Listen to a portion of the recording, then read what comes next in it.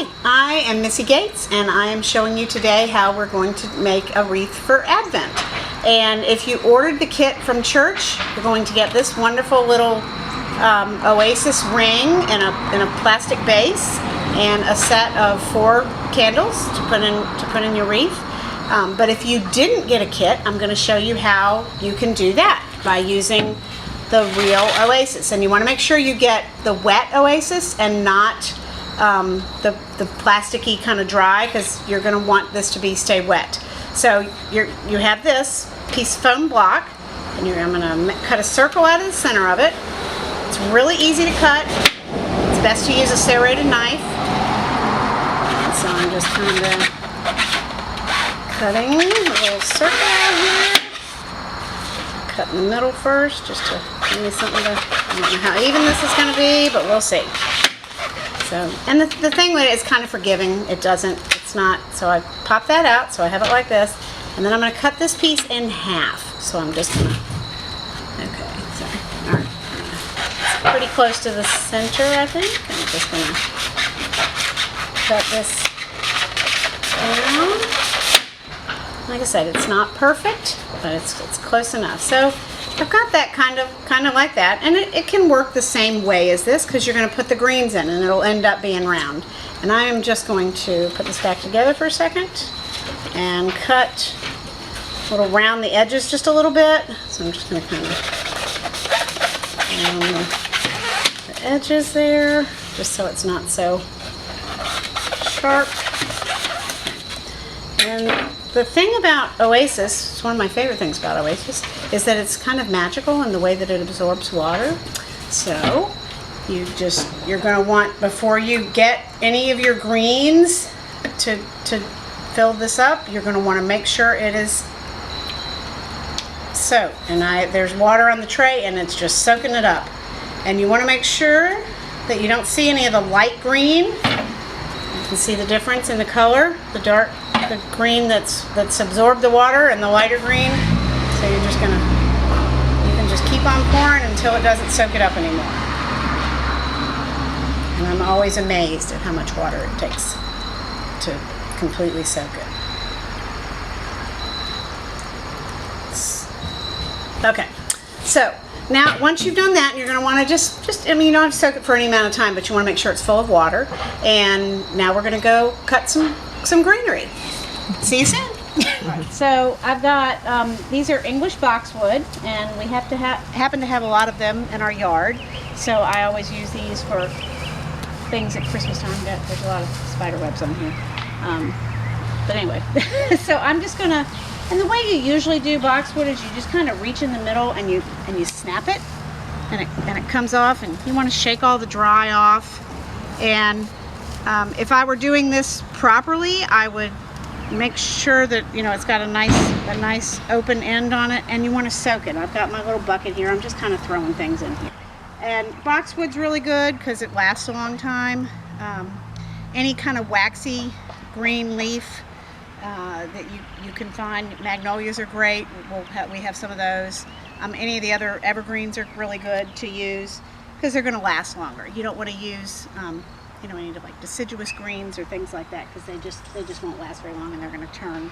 You would soak these overnight normally, and that's going to help them last a little longer. And you can really just kind of immerse them in the water, and they'll get good and wet, and will stay nicer a little bit longer. So we're going to go cut some other things in a different part of the yard.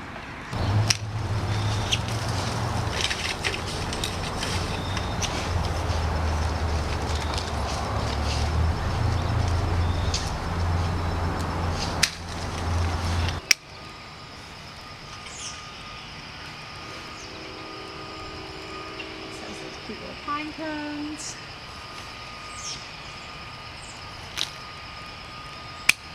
This is called cryptomeria. It's very sticky to work with, but it's really pretty and it holds up very well. It'll stay green for weeks. And we brought some of this. I have a magnolia here, but it's got big giant leaves, so Samantha brought me some of this nice smaller magnolia from church, and I like that to kind of be my base. And you see I have this just on a big plastic clear platter, And I'm just going to pull off, oops, just going to pull off the leaves and kind of just stick them in around the bottom. And these don't have to be wet. I mean, obviously it's going to be wet, but this isn't going to, these are going to stay like they're going to stay. I'm just going to kind of layer them going around. And you don't need to watch all this. When we come back, and we'll see it already finished all the way around. Alright, and you can see I put the magnolias, so it's like looks like a big wreath now, and they're just hanging over the edge of the plastic plate that I have here. And I've laid out this greenery. I'm not even sure 100% sure what it is, but it's an evergreen. This came from church. I've laid it out how I want it, just kind of in the next layer, and then I'm going to go back and cut the pieces off and just kind of stick them in. So that's going to take a couple minutes, so they're just kind of layered right on top. And that's the next step we're doing. So we'll come back after I finish doing that. And so I filled in this over top of the magnolia with some different kinds of greens. There's 2 different kinds of evergreens in there. And I went ahead and took the candle and made some indentations so I don't fill that part in. And I'm going to just take boxwood, and this is going to be kind of a fluffy wreath. You can do it whatever suits your style, and that's the beauty of this. It's very forgiving.